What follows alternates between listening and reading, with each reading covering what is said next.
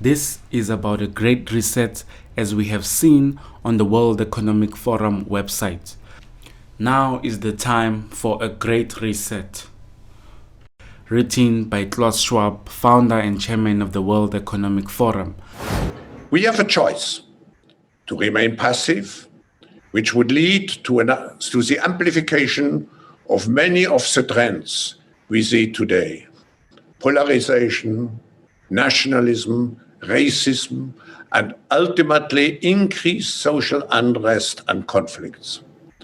But we have another choice.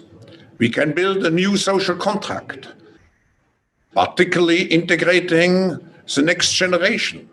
We can change our behavior to be in harmony with nature again. And we can make sure that the technologies of the fourth industrial revolution are best utilized to provide us with better lives. In short, we need a great reset. President Ramaphosa recently spoke at the Resetting Geopolitics panel, where he spoke about the impact of the pandemic on the economy. He also spoke about the reform of the energy sector. The World Economic Forum and its cronies are seeking to restructure human society in their image. If you look at the history of the founder and chairman of the World Economic Forum, Klaus Schwab, you will be amazed. In an investigation by Unlimited Hangouts, Klaus Schwab served on the board of directors when the decision was made to finish the racist apartheid regime of South Africa with the necessary equipment to further its quest to become a nuclear power. If the likes of Bill Gates, Klaus Schwab and the Faucis and the international medical establishment get their way, life will not return to normal until the entire planet is vaccinated against COVID-19. It is fair to say things won't go back to truly normal until we have a vaccine that we've gotten out to basically the entire world. Realistically, COVID-19 will be here for the next 18 months or more. We will not be able to return to normalcy until we find a vaccine or effective medications. The hard fact is, until we find a vaccine, going back to normal means putting lives at risk. This will be the new normal until a vaccine is developed.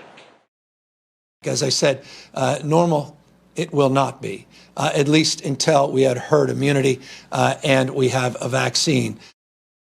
So if we get the overwhelming majority of people taking the vaccine, and you have on the one hand an effective vaccine, on the other hand a high degree of uptake of the vaccine, we could start getting things back to relative normal as we get into the second and third quarter of the year, where people can start thinking about doing things that were too dangerous just months ago. The only thing that will really allow life as we once knew it to resume is a vaccine. The controversial idea that could end up being the law: no jab, no job, with some businesses considering making the COVID-19 vaccine mandatory for employees. There may be some restrictions that may be placed on people that don't have vaccines for travel purposes, to be able to go to theaters and other places. But that will be up to the individual person to decide. So here's how it works. The app gives you a health pass to show before you go into big stadiums like this, to streamline the process, to make it safer and faster for you to get to your seat. Alan, when there is a vaccine, are you going to require all of your passengers to be vaccinated before they get on a plane? Yeah, we are looking at changing our terms and conditions to say for international travellers that we will ask people to have a vaccination before they can get on the aircraft.